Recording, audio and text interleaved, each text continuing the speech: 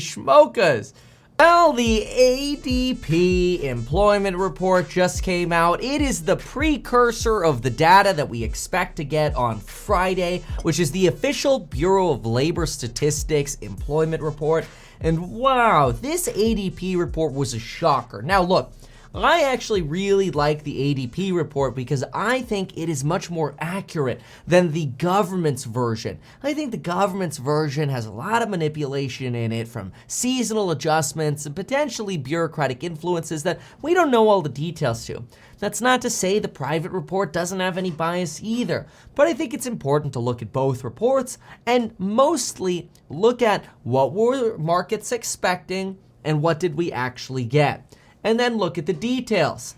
And the ADP employment change this morning, well, let's just say it lost the lead. Yeah. The survey well, let me first tell you the last report. The last report was 242. That was revised up a little bit by 19,000 jobs. The reason you do that is you get some more data and you're like, okay, let's adjust the prior up a little, right? So you get 242 adjusted up a little bit to 261 for February. Okay, fine. Well, now we got the shocker. The survey here was 210,000 jobs, which was already 32,000 jobs under the prior report. But we actually missed that by about 30%. We came in at 145. Actually, that's even smaller. 145 was the actual report. That is a miss. Miss of about 31%. A 31% miss. 145,000 jobs versus 210,000. Now, we need to go through the actual report, but that kind of miss makes me want to put up the sponsor for today's video, metkevin.com/life. Get life insurance in as little as 5 minutes, or if you like producing videos without having a bunch of fancy recording software and you want to do it all from your browser, go to metkevin.com/StreamYard. You can edit together your recordings all together. You can not only record in HD, you could share screens, you could put up banners, you could put up little scrolling tickers at the bottom. The amount of things you could do with StreamYard is absolutely phenomenal, and every single day I'm still learning what to put up and how to do it. It's phenomenal. Like, you can even throw up comments, which is kind of cool. So check that out, metkevin.com/StreamYard. Okay, let's take a look at this. ADP National Employment Report. Private sector employment increased by 145,000 jobs in March, and annual pay was up 6.9% year over year. I want to see how that compares because I'm pretty sure that's down from the over 7% we've been used to. So let's go right to that because I think that's pretty important. Pay insights.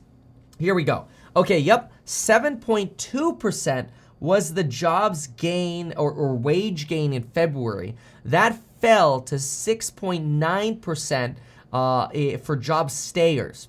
For people who were switching their job, pay growth was 14.2%, down from 14.4%. So again, no indication of a wage price spiral, but again, still a sign that wages are growing.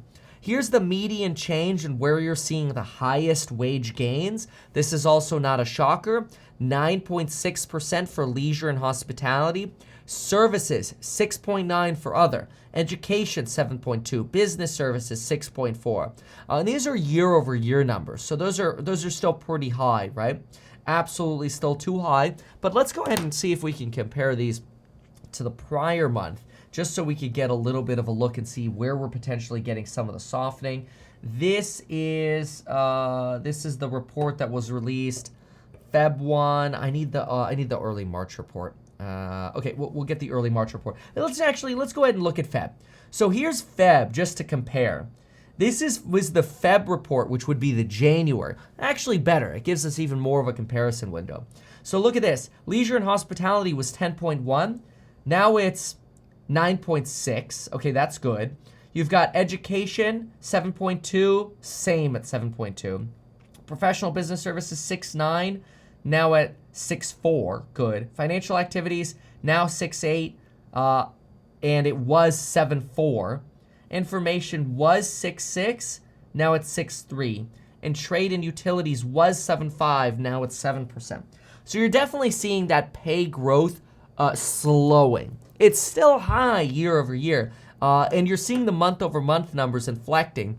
but they don't actually give us the month-over-month numbers, right? The way you have to kind of think about this is a chart where it's like pay growth went up, and then what you're trying to do is you're trying to pull down this moving average, and then you're comparing to it year over year, right?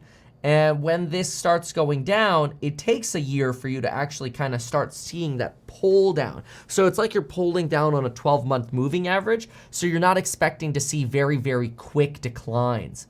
So I think this is good. Across the board, I don't think there was any sector here that was positive.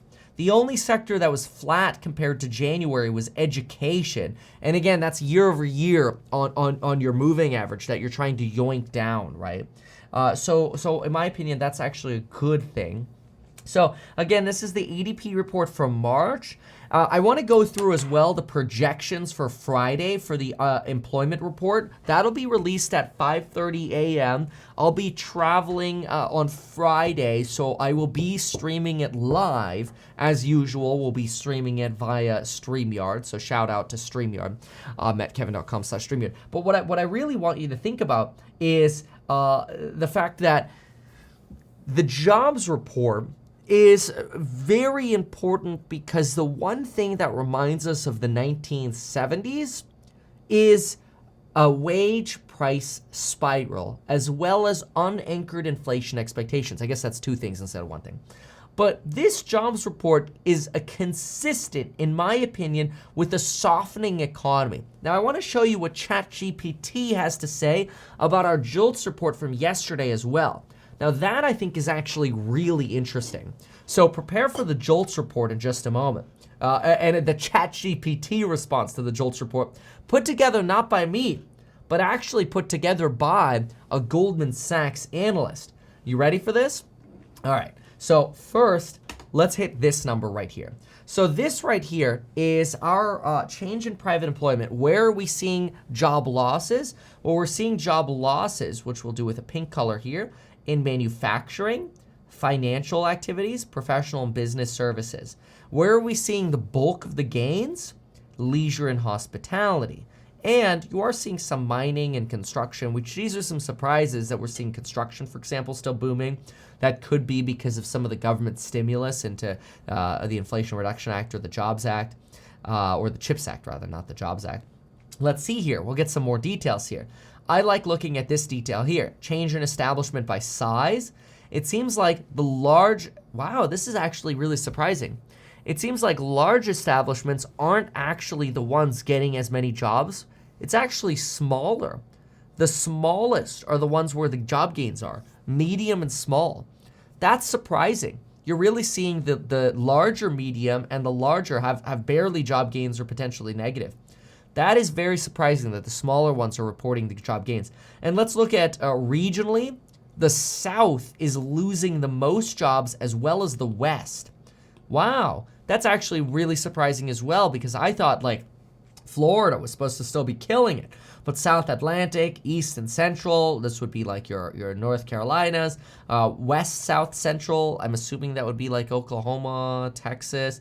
Anyway, negatives over here. The Midwest is actually where you're getting the job gains, as well as the Northeast. Now, this could be your Idaho, Ohio, potentially because of jobs data, and then you've got the Northeast over here. All right, that's interesting. Now, what did ChatGPT have to say? Now, this was mind-blowing in my opinion. So ChatGPT basically got fed the JOLTS data, and take a look at this. This is an analyst report from Goldman Sachs here. Goldman Sachs, which just released this morning. I fed ChatGPT with a selection of JOLTS data and asked it whether the JOLTS data was consistent with a decelerating or accelerating economy. This is what it came up with, : we are on borrowed time. What? I don't want to hear that. Don't tell us we're on borrowed time. That's a terrible thing to say, but that's what they said. So let's see why they think we're on borrowed time. It's a little scary. So what do we have here? This data is more, okay, they fed it in and it says this data is more consistent with a decelerating economy. A decelerating economy is typically characterized by a slowdown in growth, and the data provided indicates several signs of such a slowdown. This is ChatGPT's response, folks. It says, a decrease in job openings. Total private job openings decreased 559,000 from January to February, suggesting fewer opportunities for job seekers. Decrease in hires, indicating companies might be more cautious about expanding. And a decrease in layoffs, it would be usually a positive sign for the economy, right?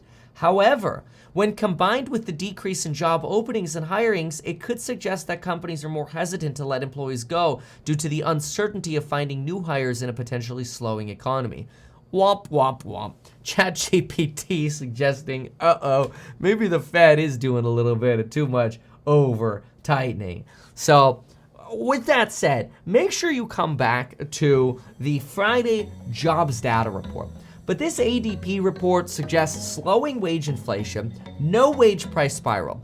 It does suggest that the Fed may be over-tightening, and we could be surprised to the downside with how quickly jobs growth plummets and how quickly the unemployment rate rises. Remember what Elizabeth Warren said, the Fed's projecting a 1% increase in unemployment? Well, usually after a 1% increase, you end up getting 2, and that ends up hurting more. Gained the lead.